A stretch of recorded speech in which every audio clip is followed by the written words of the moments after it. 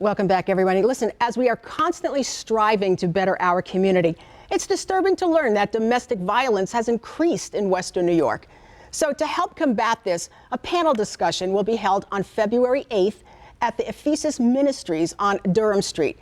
So here with more about that is Pastor Keith Colvin, who's president and CEO of Soaring Eagles. Welcome, Pastor. Nice to have you here. Thank you for having us. We appreciate it. And thank you for taking the initiative to address this and bring other agencies together to find so that we can learn more about it. Absolutely. Tell us about Soaring Eagles.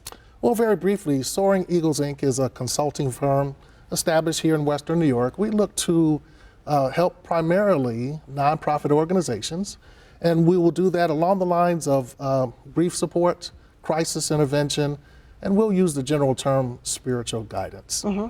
You and other agencies will be coming to the table, though, to this panel discussion, so you can address a lot of different parts of domestic violence. Yes. Before I go on, we mentioned Soaring Eagles, Inc. We do work. I would be remiss in not mentioning that we do have work that we do with a group in Lewiston, New York. It is Our Lady of Peace Nursing Care Resident Center, and they are a wonderful group. I think it's the quintessential nursing care resident center here in Western New York. Well, that's nice to know. Absolutely. Tell us about the many types of abuse and how to recognize signs so that we can see this coming and be proactive about it. Absolutely. We speak of domestic violence and we hear so much about it. Our goal is to bring awareness to it, and you might say, why? We refer to it as the silent killer. Because so many people have been brought to a place where they're silenced, they don't feel that they can speak up about it. Well, we want to motivate people. We want to bring them to a point where they understand it's important for them to speak up, to have the courage to do so. If we can bring them to that point, I promise it'll help others and they will begin the process of healing. Domestic violence, we see it in the form of rape, molestation, child abuse, and it's very, very difficult because the best way for me to bring it to your attention is to describe a situation, a story where I served as a youth pastor in Tulsa, Oklahoma.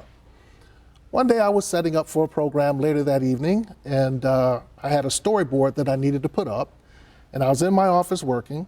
A young lady had been dropped off by a group that she had recently come to live with, a family, and they dropped her off early because they had another event. There I was setting up, and I find myself trying to put up a very large storyboard. Needed some assistance. I called out to this young lady who was waiting in the auditorium, and I was a little perturbed because I was calling to her. I actually raised my voice. I'll say, Betty. Yeah. Betty, come in here and help me. And there was no response. Nothing. Finally, I had to put the board down, go out to the auditorium. Wanting to chastise her, I was moved as I stood back and realized she was quivering. She was shaking. It is something that I will never forget. And as I looked at her, it dawned on me that she had suffered abuse of some kind, and to be called into a room by a man was something she was not comfortable with. I said to her, I understand that you're getting ready for the service, you just relax. I immediately called some young ladies who work with us in our ministry and had them come and talk to her.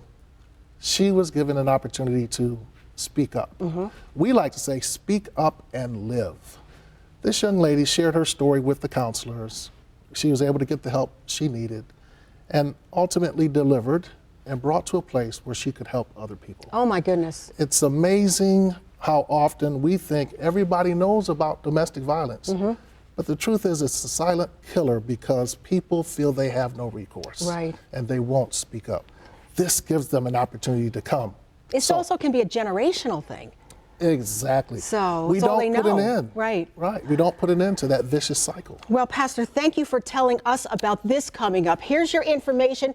Let's talk about it, an open discussion with panel speakers, lunch and a raffle, and the fundraiser luncheon also Saturday, February 8th from 1 to 3 p.m. at the Ephesus Community Center at 80 Durham Avenue in Buffalo. Everyone is invited to participate so we can do something about domestic violence here in Western New York.